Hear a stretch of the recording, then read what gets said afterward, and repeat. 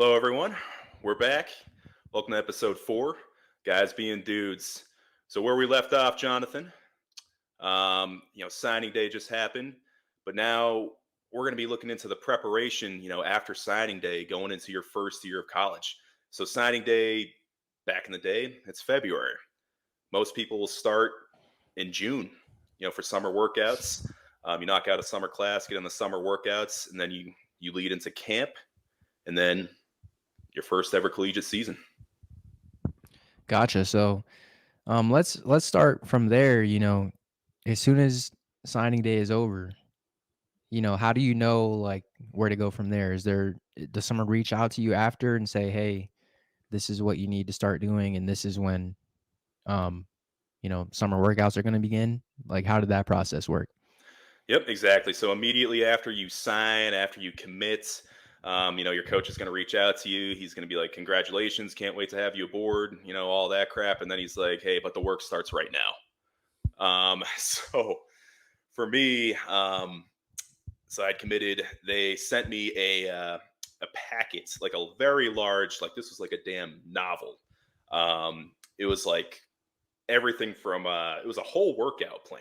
So it had all my lifts and all my conditioning mapped out from February all the way until June 21st, which was my report day. And then it also had like some like kind of like advice for your diet, like what you need to weigh, the foods you need to eat.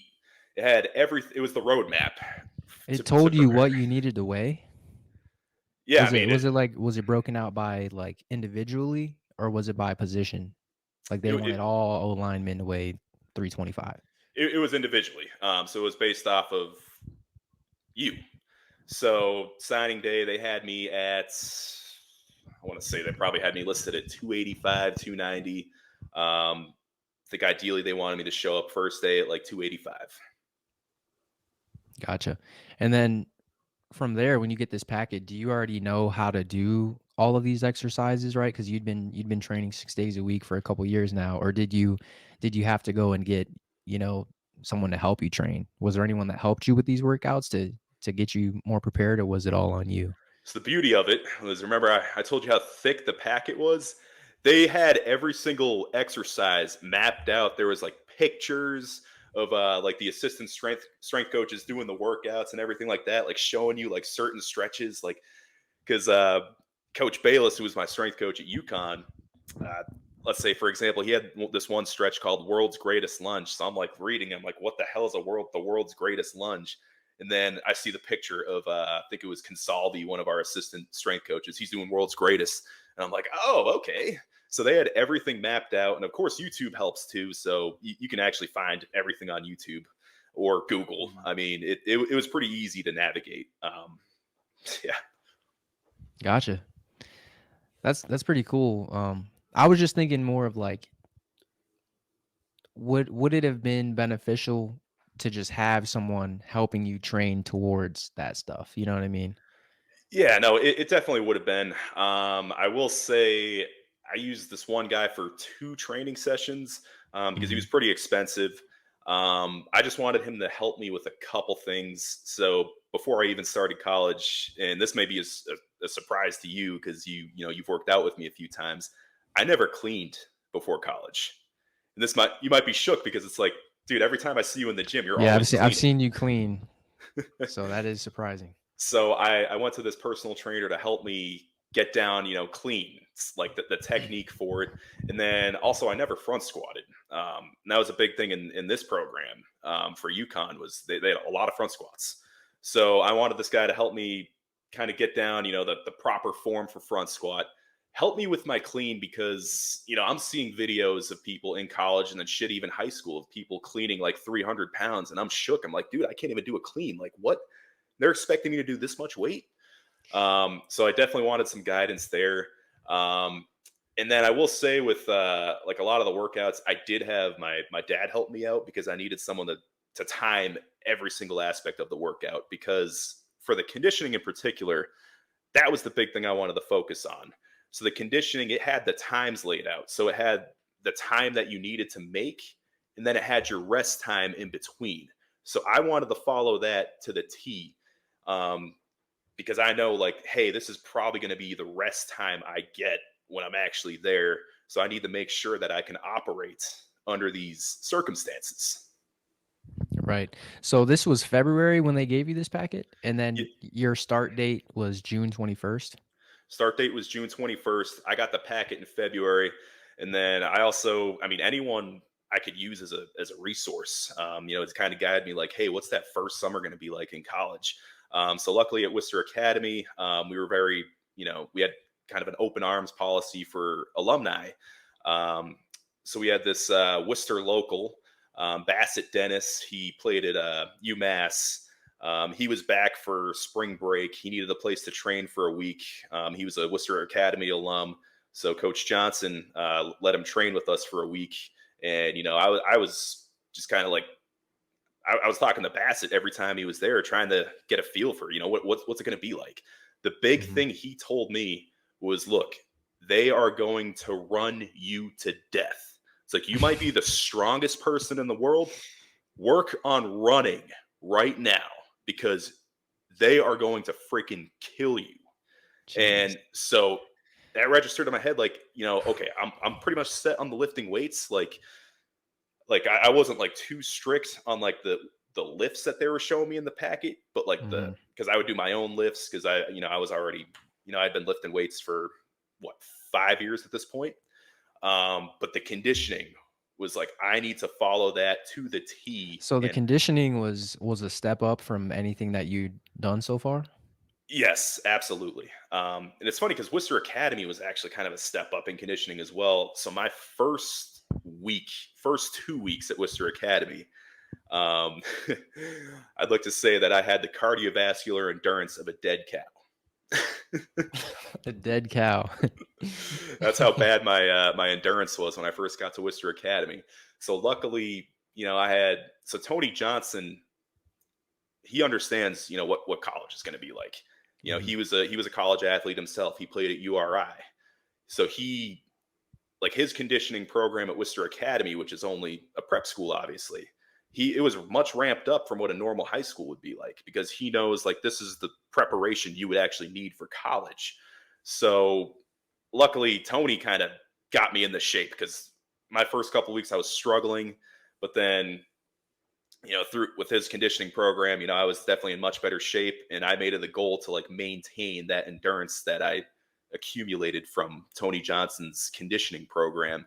So And then how many miles do you think you ran from that February to June in preparation? I can't tell you how many miles, maybe how many yards.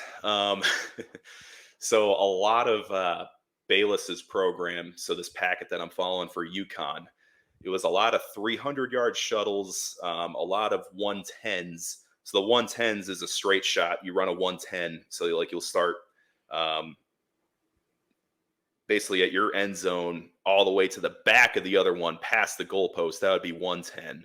So Bayless had a lot of 110s, a lot of 300s, a lot of half gassers. A half What are gasser. 300s? So 300s, it's 300 total yards. He would do a shuttle. So he would have a 50-yard shuttle, right? So it'd be, you go down 50, come back 50, go down 50, come back 50, go down 50, come back 50. So it'd be 300 total yards. And he had the times laid out there, and then he had the rest time laid out there. So I followed that. So like is there any rest in between, and how many like total are you doing? Yep. So for the 300s, I think he gave us in the packet, I think he gave us 2 minutes rest. For the 110s, he gave us about 30 seconds rest. How many Um, 110s would you have to do like in a row? so it would be like 12 110s. Um, if you were doing 300s, so some of the workouts, he would start with 300s. So it would be two, sometimes three 300s. And then immediately after, he would give you like, I say maybe 3 to 5 minutes to transition the 110s.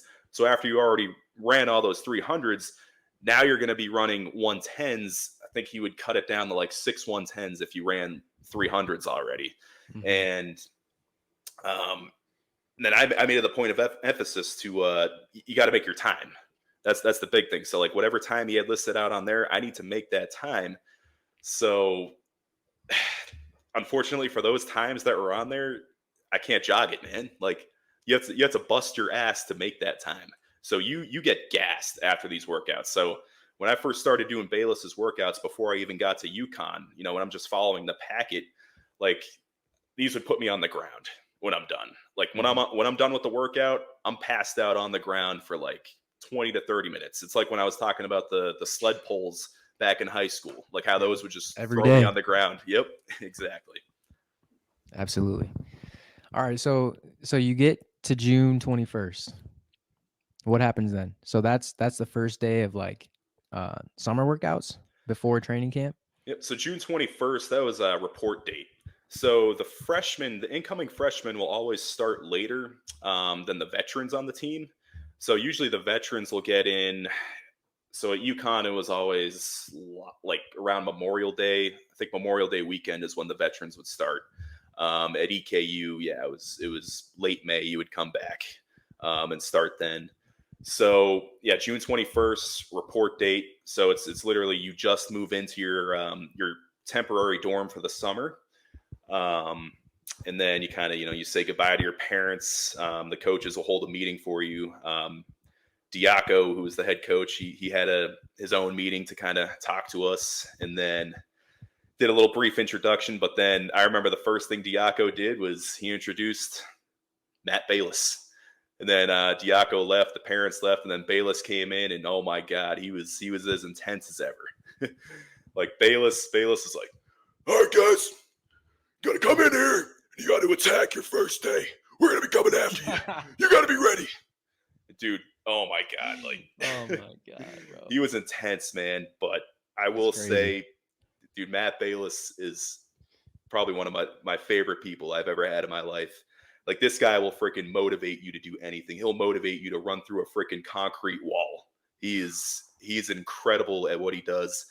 Um, but yeah, I mean, Oh shit. wait, what was Bayless? He was the strength and conditioning He coach, was or he, he? yep, he was the head of strength and conditioning for Gotcha. UConn football. Sounds like a G, man. Yep. Oh yeah. No. So then yeah, so you report you also get your physical. Mhm. They got to make sure your vitals are good. They got to make sure you're not going to freaking die first day. I remember the first workout was easy because it was mostly just he did a like it was like a one of those body scans where it weak link. They look for your weak links. It's like Mm. they'll test like certain areas of flexibility. It's like for me, I know my biggest issue was my shoulder flexibility. Um, and then I think I had some things with my hips. Mhm. So whenever you had a chance to before workouts, and this is throughout your whole career there, Bayless will be like, hey, before this lift starts, we're going to do 15-minute of weak link. So you have specific workouts geared towards you to work on your biggest weaknesses. Okay. Um, so So did they just put you all in a group like hip weak links over here? We're gonna do this for 15 minutes. Shoulder. you'd kind of be on your own because it was geared towards you. So they listed out your specific weak link exercises, and then Mhm. that's what you would be working on for like the 15 minutes before the lift starts. And that was like during like a regular like off season program. Like we're not talking about just summer here. So like we're talking like winter workouts Gotcha. and stuff like that. And then yeah, so then after that, then you're pretty much thrown into the fire right away. So what does that mean? Thrown into the fire. Whatever the workouts are, you're fucking doing them, and you're doing them with the entire team. You're doing them with your lift groups. You'll have like team runs, so you'll do that with them. Um, So did you have like an oh shit moment where you're like, "Whew," because I know you said you came in prepared. Like when they mailed you that packet, you yeah, stuck to the workouts and you made sure you could make your time. You made sure you exactly. knew what your rest times were going to be. But you said there were other people that you could tell day one that they didn't work as hard. Yeah, and well, going back to the preparation. So obviously, you knew going in here. I'm a recruited walk on, so it's not over for me yet. I can't be. I can't be satisfied. I can't be content. It's like I'm battling my ass off from day one to get a scholarship. So I know for the first step is going to be summer workouts. Like I need to impress during summer workouts. So I can't be struggling my ass off. I need to struggle my ass off beforehand, which is what I did because leading up to the summer workouts, I was struggling. Like I was struggling following that conditioning program, but it felt like I was in peak conditioning by the time I got to these summer workouts. So by the first workout, like it felt like I was where I needed to be. I felt like I was ready. The biggest thing was being able to listen. So it's like you have the physical tools that you need, but you need to be able to listen because they're gonna be saying some shit that you've never heard before. They're gonna be barking out commands at you. You got to be able to retain the information fast because when they show you how they want a specific exercise done, you better follow that to the T, or else they're gonna be fucking roasting your ass during that workout. And of course, my biggest issue was What? yeah, That yeah. sounds crazy. So So my you big issue basically just you were learning kinda on the fly. exactly because I mean, as a high schooler, you have your own way of lifting weights, Mhm. but you have to do what your coach is telling you to do. This is the way they want to do it. That is the only way to do it. Like, Um, give an example, like, what's a specific example of, like, how they would want a workout to go versus how you normally do it? Yeah. So Bayless's big thing was time under tension. So with every single one of his workouts, he wanted to see time under tension. So let's say I'm doing like a row, right? So like Mhm. obviously, high school Tom, I'm doing freaking dumbbell rows. I'm like bam, bam, bam, bam. No, Bayless wants you to pause at the top, control, fight it all the way down, time under tension, and then boom, that's one. Do it again, and it had to be that same timing. Because yeah, he was huge in the time and the tension for every single one of his workouts, and this was my first time doing anything like this, and you That's get kinda hard to believe, honestly. you get spent because if you've never controlled the weight for any of your workouts, you're fucked. Mhm. like and most I mean all of us are on the same boat. It's tough, so it takes time to get used to the time under tension, controlling the weight. That's the big thing. I mean, I had 5 different strength coaches in college, and I had 2 or 3 of them that really emphasized time under tension with essentially every single exercise. Another big one, Jonathan, is going to be squat depth. Um, Mhm. from the last episode, I was telling you how stiff I was. Um, so that was a big one for me. Every time I was squatting, I would always hear Bayless, lower, lower, taper, lower. And so that was a That's big thing for funny. me. Yep. So getting my squat depth just right, that was a little bit of an adjustment for sure. So I mean, it's things like that. Absolutely, giving you more discipline in your lifts, make sure you're doing it the right way instead of just, banging them out or whatever. Exactly. And it wouldn't just be the actual workouts themselves. It would be like small things like attention to detail type things. Like your shirt always has to be tucked when you're in there. If your shirt comes untucked, they're gonna yell at you, tuck your damn shirt in, Tabor. What the hell are you doing? Um, Damn, and sounds like the also, military. yep, also no freaking yawning. If you yawn, not only are you gonna get roasted, but there is some sort of punishment that will be involved if you yawn. What? And you always have to. I mean, if you're getting your ass chewed out, do not do not bite back. Do not bark back.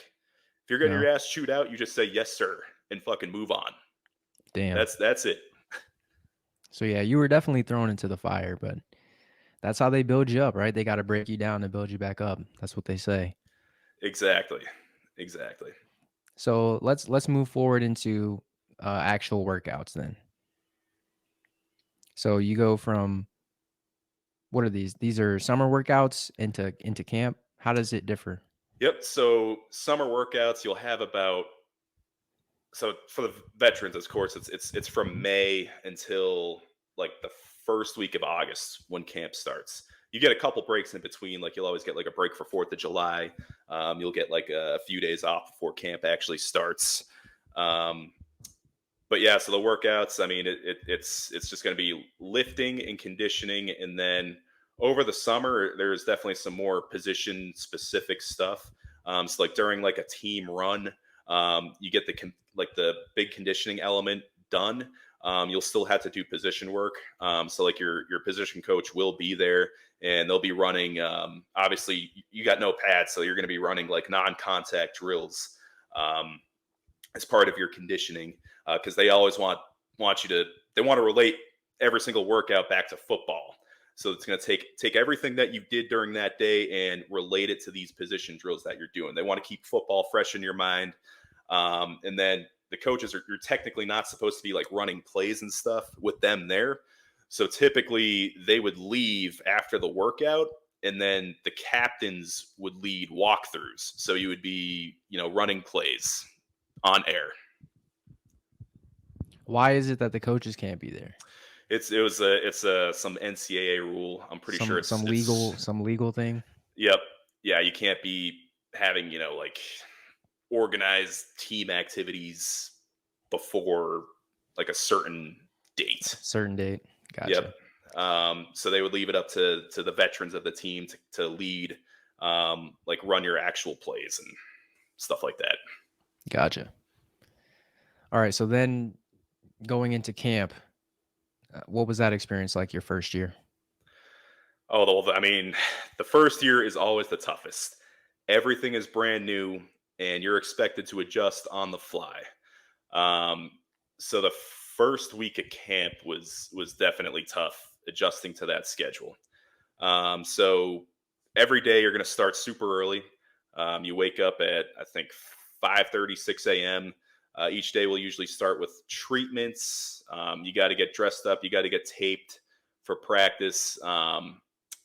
You got to eat breakfast, and then you're stuck in meetings for about a couple hours. So you'll have a team meeting, and then they break it off into like special teams. Then you'll do group. So like you'll meet as an offense, and then you'll break it off into position, which is going to be the majority of the meeting.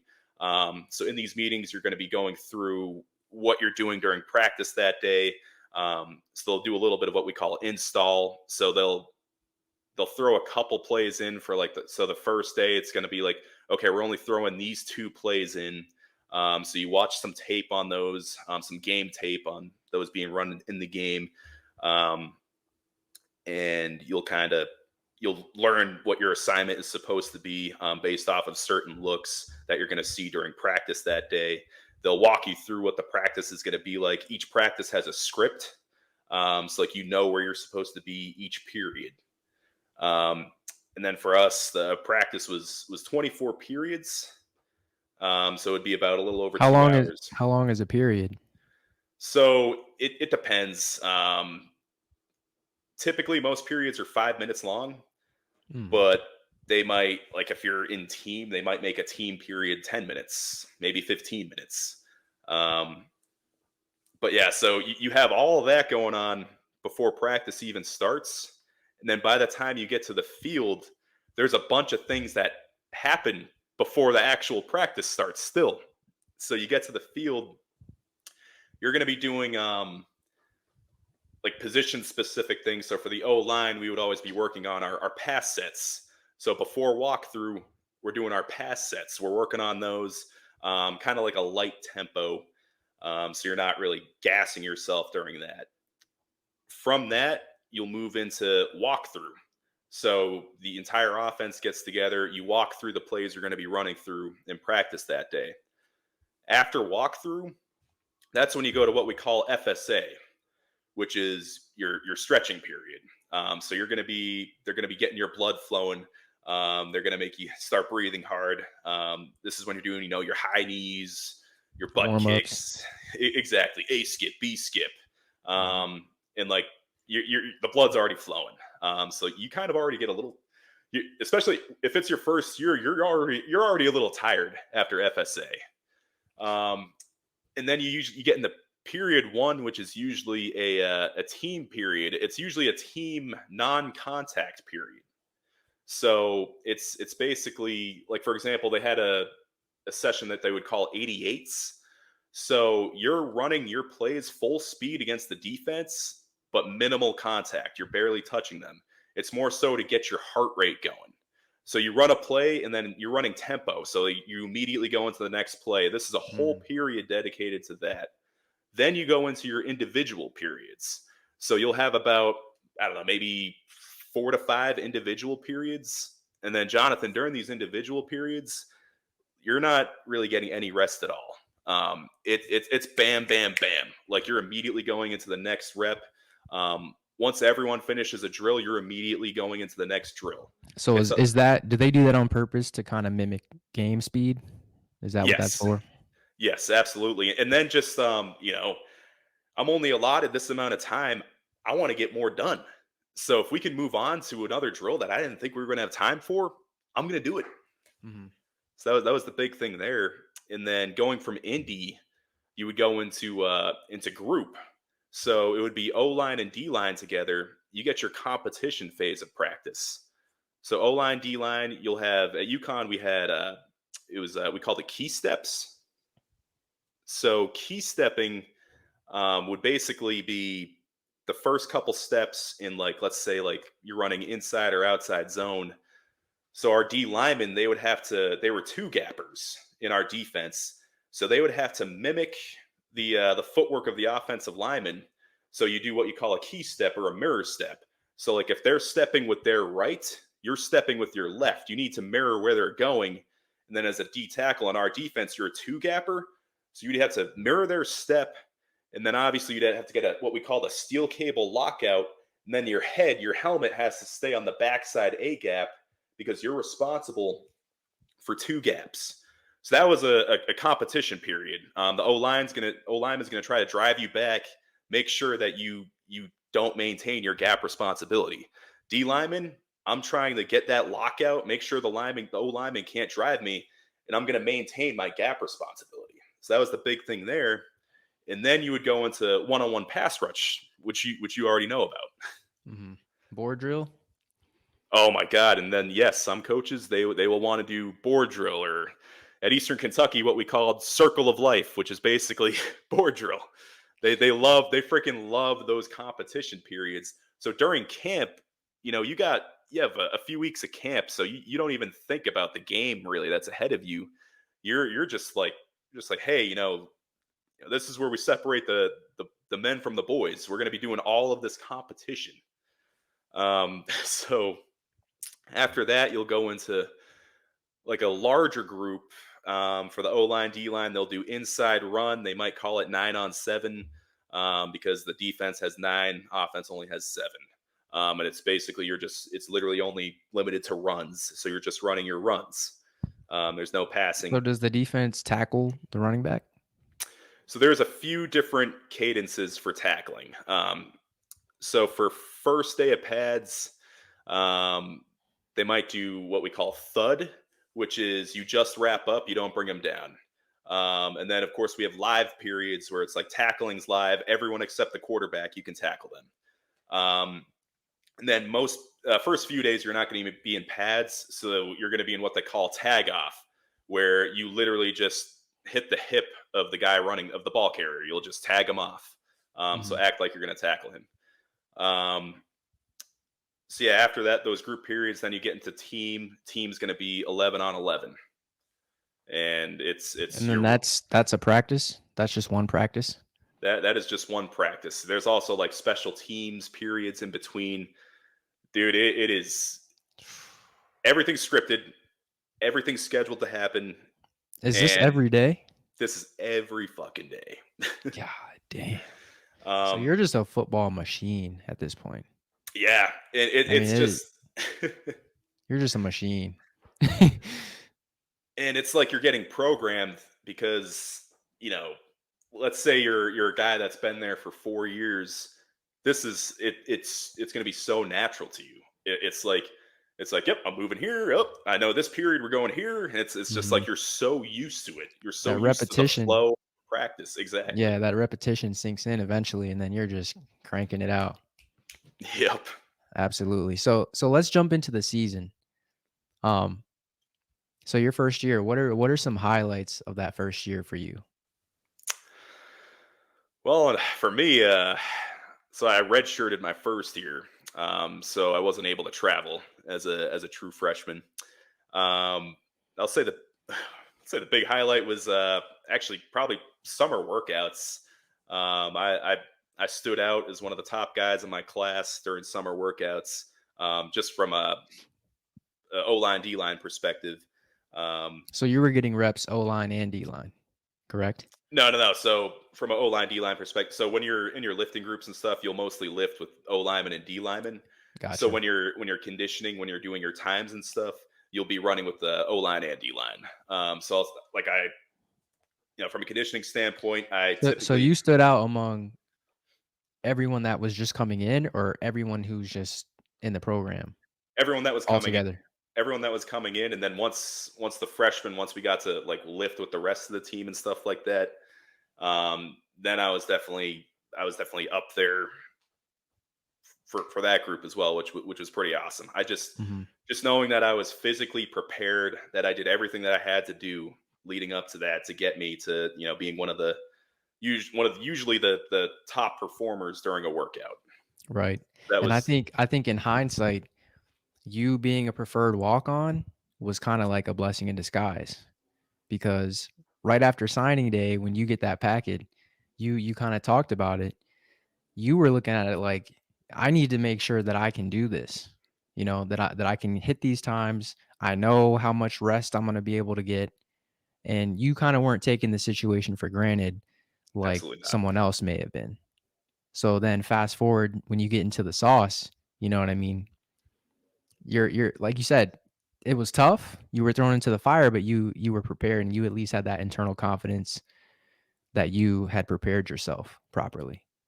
No, So, exactly, man. I had that chip on my shoulder from you know, right from signing day. I knew yep. like, I'm a preferred walk on. I'm not going to get many opportunities. I'm not going to get as many opportunities as a guy that's on scholarship. So I have to be ready. I have to be more ready than someone that is on scholarship. I have to work harder than someone that's on scholarship because I need to stand out. Mhm. And then that translates to, when you're actually practicing, when you're actually in season, like, how do I stand out compared to these scholarship guys? So typically, there's a rule of thumb for earning scholarships. So what they always told me when I was in high school and they were talking about walk-ons, it's like typically you'll have to at least make it to the two deep in order to be on scholarship. So my goal as a freshman was To the okay, 2 deep, the two that deep. means So you're that second on the depth chart? yes, correct. Correct. So I knew going in, it's like, okay, I have to somehow make it to second string. That's my goal. Because my first goal, obviously, you want to start someday. That's going to be the ultimate goal. But it's like, dude, let's take it one step at a time. Rome wasn't built in a day. Mhm. So it's like, dude, let me just get a damn scholarship first. That's going to be the most important thing. Absolutely. There's this quote that says, I forget where I heard this, but sometimes losing teaches you more than always winning ever could. And I think that applies to that situation, right? Because if you would have got that, say you just get the scholarship to UConn, right? Hmm. You said some people kind of pump the brakes at that point, Yeah, right? They get complacent. But because you didn't, you were a preferred walk on, you kind of that lit that fire, like you said on the last episode that we did, that lit that fire in you. And every day you were thinking about it. Every day you were thinking about how, you know, your senior year on signing day, it wasn't the best day that you've ever had. You know then what I thinking mean? about the very next year, that prep year signing day, same Same situation. situation all over again. So I think that's a great takeaway from that situation is, sometimes it's just all a part of the plan. You know what I mean? And the outcome that we get, sometimes it's perfect for us, even if we can't see it in that certain moment, you know? Exactly. And then, I mean, kind of going back, I mean, yeah, there are people that, get complacent. Like, it's like, wow, I have all of my years of college paid for. So I'm pretty much set. It's like, I don't care if I ever play it down. Cause I mean, we had people and like, we would mention it like, man, so-and-so really like, damn, they just finessed the whole thing. Like they didn't really put forth their best effort. They got 4 years of school paid for. and they wrote it out, man. They maybe didn't work the hardest, but shit, they did it, man. They finessed the system. That's why they say hard work beats talent when talent doesn't work hard. No, exactly. It's so true because Jonathan, I was never a talented guy. I mean, it was actually I I find confess. that a little hard to believe, but okay. I mean, seriously, it for me it was all about my work ethic. It was all about my effort, and I actually flat out had a teammate say to me when I was at Eastern Kentucky. He said to me, he's like, "Man, the only reason why you're a starter is because of your effort. Your effort is impeccable, but I'll say in terms of like sheer talent, I don't think you have it." A teammate said that to you? A teammate said that to me at Eastern Kentucky. Was he playing like the same position as you and he was just salty, or was this Yeah, he was playing. so he was behind you and he was Well, he mad? was in my position group. Um, it's like he was on the O line, but I mean he was a guy that got playing time. But yeah, he kind of said that if he had my work ethic with his talent, he definitely would have been starting over me for sure. Wow. That's crazy. I don't Yep. know how I would have taken that, to be No, honest with you. I just laughed. I was like, you know what? You're right, man. But I'm just gonna keep busting my ass. I'm never gonna go away. I'm never gonna go away, man. Exactly, exactly. I'm gonna be the same person every play. I'm not gonna take a play off. Yeah, I mean, I might not have the talent, but damn, if I'm gonna if you're going against me, I'm gonna make you pay. I'm gonna hit you as hard as I can every single play. You're gonna get the same guy. I mean, yeah, I'm gonna get tired, but you're gonna see the same effort on every single play. I'm not gonna take a play off. If you get complacent in the game, I'm gonna make you pay for it. That's Tommy that. Tough Nuts. That was yeah. I mean, that's That's your the mindset. nickname. Oh man. But yeah, I guess kind of going back, transitioning from camp to the actual season. So that first year, if you're redshirting, you really got to make a name for yourself on the scout team. That's where it's going to start. So one of the highlights of my first year was um, there was one week in particular I got scout team player of the week. That's something that you want to get. Because a lot of people, they don't necessarily take the scout team seriously. I did. I might have taken it a little too seriously. I definitely pissed off some of my teammates with how hard I was going during scout periods. Um, so for reference, you got to think as a starter because I saw both ends of this. So at Eastern Kentucky at practice, so practice is already a grind, right? So every practice, even in season, it's going to be competitive. You're still going to have your 11 on 11 periods, what they call your good on good. So it's going to be the ones going against the ones. Then you're still going to have, all your one-on-one competitions. You're going to have your one-on-one pass rush. You're going to have your key stepping. You're going to have your inside run periods.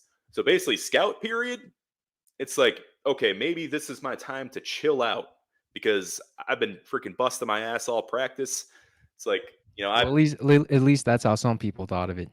exactly, and I will say, at once you get to that like level, like yeah, once I was starting, I was like, oh, thank God, we have 3 periods of scout. I get to relax a little bit Mhm. because because scout period, it's kind of an unwritten rule. It's not supposed to be full speed. I mean, yeah, 3/4 speed. There's going to be contact, but it's not going to be crazy contact. It's more so you need the look. This is the look that the other team is going to. This is what you're going to see in the game. So a lot of people will treat scout periods more as like mental periods. Like, hey, this is okay. These are the looks I'm going to get in the game. These are the pressures they're going to bring. These are the stunts that the front is going to throw at you. So that's what you're more focused on. You're Gotcha. not really So focused. they were kind of like taking mental notes and trying to get that in their brain, and then here you are just coming Here I full am force, taking that just opportunity. being an asshole. My freshman year, freaking like I'm freaking hitting like the big thing with people that people would get pissed off about was I'd make contact with the head. I, I was always just smashing whoever's head, and then they would get pissed off, and then they would just start throwing me to the ground. Targeting. Yeah, Tommy was especially targeting out here. dude, especially the linebackers, man. They hated it. But I wanted to make myself stand out because it's like, dude, I'm a fucking walk on, man. I have to stand out some way. So I'm gonna go hard during these scout periods. I'm gonna make them. I'm gonna make them earn it. Um, and yeah, so to be called out for Scout Team Player of the Week during that season, I mean, that was awesome, man. It was good to get recognition. It was good to get recognition during the summer workouts I had. That was definitely a highlight. And then just in terms of like the overall season as a team, I'd say the highlight of that season was when we played the University of Houston. Houston was the number 13 team in the country. They were ranked number 13. They were undefeated. This was the second to last game of the season. We are 5-5 at this point, and we were on a bit of a win streak. I think we were on a 2-game win streak, and all we have to do is win one more game to become bowl eligible. And okay, we're playing number 13 ranked Houston out in East Hartford, Connecticut, at Rentschler Field, and it's like, okay, this is an impossible task, right? Like, Houston's going to roll over us. They're going to finish in the top 10 this year in all of college football. No, that wasn't the fucking case, man. We ended up giving them a fight, and then we ended up. It was at that point in time, I believe that was the biggest upset in the history of UConn football. We ended up beating Houston. Our fans stormed the field, including my dad. My dad and a couple of my friends that went to that game. They stormed the field, and then I remember Houston was trending that night. So on Twitter, the hashtag was Houston, you have a problem, and that was Oh, that's freaking epic. that was awesome. That's good. So not only did we pull off that upset, but we ended up becoming bowl eligible for the first time since 2010 when UConn made it to the Fiesta Bowl. So this was 2015. So this is 5 years later. They had already gone through a couple coaches. Mhm. So that was pretty remarkable. And then just to experience the bowl game itself was pretty cool. You got to And this was, not to interrupt, but this was your freshman year, right? this is freshman year. Yep. So this is giving you some good motivation and inspiration for, 'cause that's a pretty good start for you, right? That's a pretty good end to that first year for you to come in and say, "Hey, we made progress as a team, and now Yep. I have the opportunity to kinda progress in my career too, as well as move forward from a team standpoint." Yeah. And then this is a program that those years prior was known for losing, like known for only winning like maybe 2-3 games a year. The year prior, before I got there, they finished 2-10. Mm, So to go from 2-10 to 6-6 bowl eligible, that's quite a turnaround. And it's like you're thinking like, okay, like if I earn a scholarship here and then we just keep winning, like that's going to be great, man. Because like winning, that feeling of winning, it's contagious. right. Like you want to experience that all the time. And then unfortunately, losing is also contagious. It's like if losing is all you're just going to continue to lose. Mhm. Um, It's like those organizations, you see it in pro sports, you see it everywhere. Those organizations that just get that bug where they can't figure out how to win, like, no matter what talent they're able to acquire, mhm. they just kinda stay in that losing And culture. sometimes it's for decades. VMI football, man.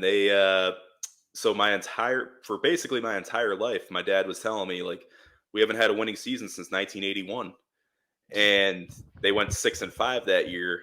They had their first winning season in 2021 for the first time since 1981. So So that's 30 years? isn't that 40, 40, right? 40 40 years. years. 40 years. 40, can you imagine 40 years without a winning season? I thought the Browns were bad. Hey, the Browns will always have 2020 when they made it back to the playoffs, got a playoff win. Hell yeah. You Almost know, beat the Chiefs. yeah, that was they almost beat the Chiefs. They were close. That was their first playoff win, Jonathan, since I believe it was 1994 when Bill Belichick was their head coach. Dang. Yeah, that That just makes you goes. think about what could have been. Yeah, no. Then Art Modell moved the franchise to Baltimore. Let Yeah. Belichick go in the process, and then I mean, but the rest is history. Baltimore ended up winning a Super Bowl 5 years later, and Cleveland was left without a team until 1999 when you had the new Browns, the current Browns that we know today. The current Browns. But yeah, anyways, going back, we're getting a little way off topic Yeah, here. we're gonna speed past that topic. But going back to the bowl games, so that was just a cool experience. Just we flew down to St. Petersburg, Florida. We were in the St. Petersburg Bowl. We got to spend the entire week there. We were practicing at some high school every day, but then you would also have fun. We had a couple beach days. There was a day they took us to Busch Gardens, and then like there's a couple charity events that you'll do. You'll get and then you get like per diem, so they'll give you like a lot of money to like if you want to go out to eat and or some people want to do other things. I'm not gonna get into that. We're gonna keep this podcast PG. So, um, but yeah, I mean, it was a cool experience. I think I told you about the bowl gifts. Those big Sony speakers that I have as soon as you walk into my house. I ended up getting that from the bowl game. I thought it was a football. Well, you get a few things. That the football was a part of the swagger. So I have that football that says St. Petersburg Bowl, UConn versus Marshall. And then I also have a lot of shirts that say UConn football, and then it'll have the St. Petersburg logo on it somewhere. Gotcha. So yeah, you get a lot of stuff. I got the sunglasses that I wear in my car when I'm driving. They're Oakleys that we got from the bowl game as well. So they treat you well if you make it to a bowl game. So let's go back to that moment when you guys win the game against Houston. And so your fans storm the field, right? Your dad storms the field. How was that moment compared to what you had been through with the recruiting process, going to VMI, right? We talked about that last That episode. that awful Driving to official visit. VMI and then Yep. getting that official visit that whole weekend. You're stuck there, and they could have just told you over the phone that they wanted you to be a preferred walk on, right? But then fast forward and you have this moment at UConn. Like where was your headspace at that time? Were you feeling much better about it? Did you, were you still feeling kind of jaded, or was it starting to turn around for you? I think this is definitely a turning point, um, without a doubt. I mean, I think my confidence was off the charts after this first season. Just knowing that I was able to stick through it, get through all the summer workouts, get through an entire season, get through an entire camp. Um, I deep down, I knew I had what it takes to be there.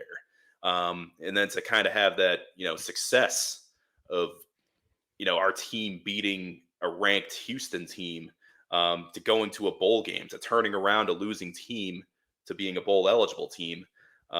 It just made me feel like anything's possible. And it was like, you know what, I think I'm definitely worthy of getting a scholarship. I'm gonna obviously at this point I was still about a year away from getting it. So it was still a grind to get that scholarship. But it felt like I was getting closer to my ultimate goal, which was incredible.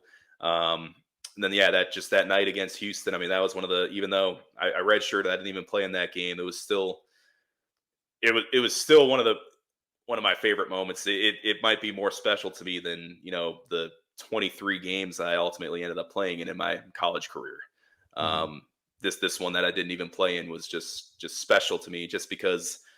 Yeah, obviously my dad got to storm the field. My friends freaking tried tackling me. They were so pumped up, man. It was just so surreal to just see them on the field.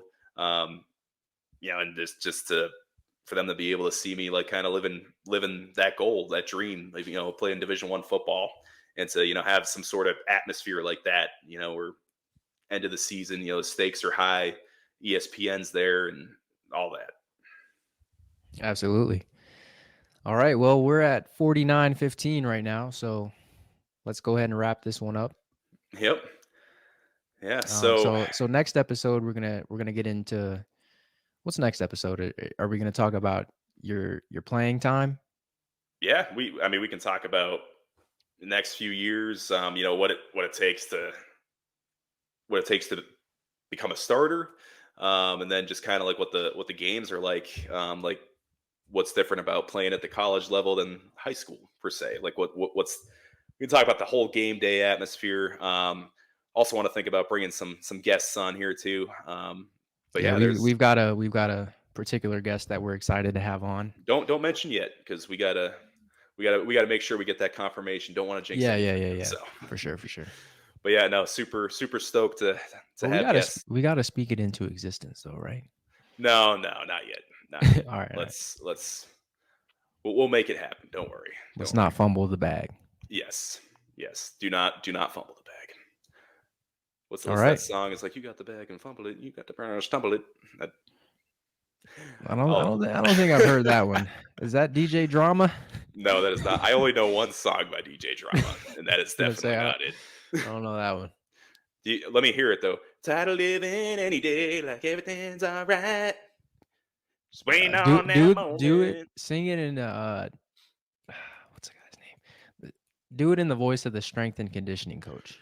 Tired of living every day like everything's alright. Just waiting on my moment. All right. The That didn't voice of go. that's the voice. That didn't sound like how I thought it would, but That's the voice of authority right there. it is. Yeah, I would never be able to do that. Honestly, though, as intense as he was, like I said, one of the best human beings you'll ever meet. We got to get you to be a strength and conditioning coach. You think you could do it? I mean, that actually that was what I wanted to do when I was in college. Shoot, man. I think you Yep, could. that's a You be, conversation for another day. all right. Next episode. Maybe that we'll dedicate a whole Next episode to that. episode, we're gonna interrogate you. Why aren't you a strength and conditioning coach right now? Well, Maybe all we'll right. bring on a strength and conditioning coach if that other guest I would can't like make to it. bring on a strength and conditioning coach. I have a couple in mind. So All righty. absolutely. All Well, right, this is everyone. episode 4, signing off. Until next time. Guys being dudes.